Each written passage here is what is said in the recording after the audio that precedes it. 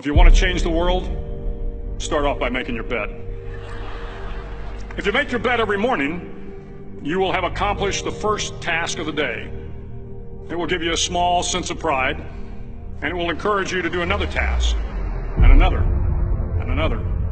And by the end of the day, that one task completed will have turned into many tasks completed. Making your bed will also reinforce the fact that the little things in life matter. If you can't do the little things right, you'll never be able to do the big things right. And if by chance you have a miserable day, you will come home to a bed that is made. That you made. And a made bed gives you encouragement that tomorrow will be better. To pass SEAL training, there are a series of long swims that must be completed. One is the night swim. Before the swim, the instructors joyfully brief the students on all the species of sharks that inhabit the waters off San Clemente. They assure you, however, that no student has ever been eaten by a shark, at least not that they can remember. But you are also taught that if a shark begins to circle your position, stand your ground. Do not swim away. Do not act afraid. And if the shark, hungry for a midnight snack, darts towards you, then summons up all your strength and punch him in the snout, and he will turn and swim away. There are a lot of sharks in the world. If you hope to complete the swim, you will have to deal with them. So if you want to change the world, don't back down from the sharks.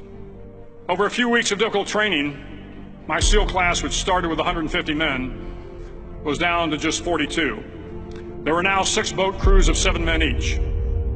I was in the boat with the tall guys, but the best boat crew we had was made up of the little guys, the Munchkin crew, we called them.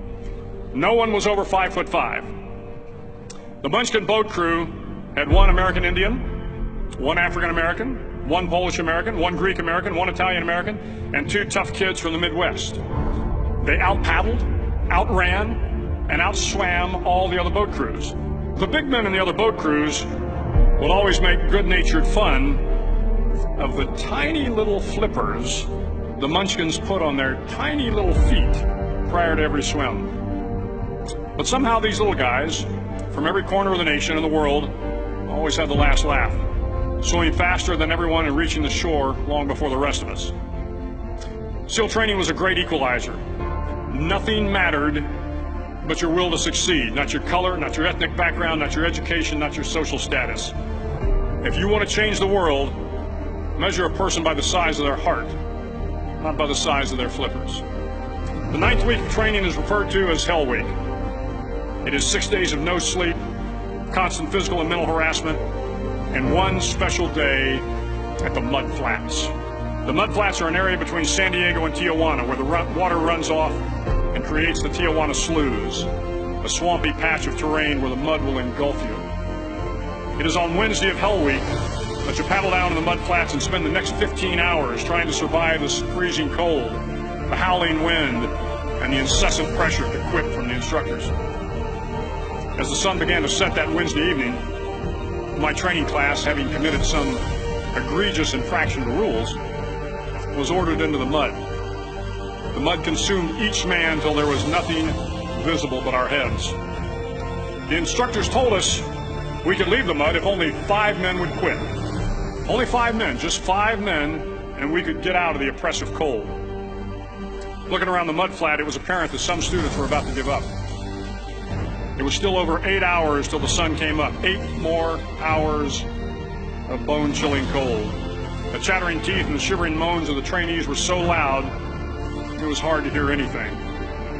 And then one voice began to echo through the night. One voice raised in song. The song was terribly out of tune, but sung with great enthusiasm. One voice became 2, and 2 became 3, and before long, everyone in the class was singing. The instructors threatened us with more time in the mud if we kept up the singing, but the singing persisted, and somehow the mud seemed a little warmer, and the wind a little tamer, and the dawn not so far away.